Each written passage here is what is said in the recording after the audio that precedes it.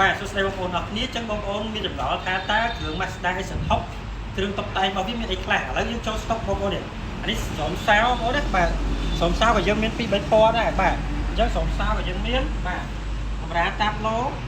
Mazda S6 បាទនេះបងប្អូនណាកាមេរ៉ាតាប់ឡូនេះស្បែកស្អាតនេះក៏យើងមានបាទហើយជាមួយនឹង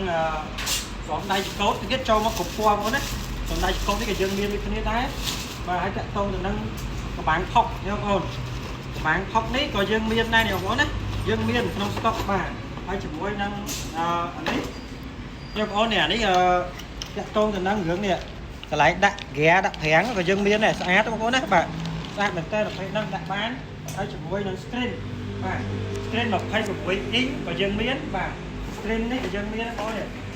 screen កញ្ចក់ digital បងប្អូននេះបាទ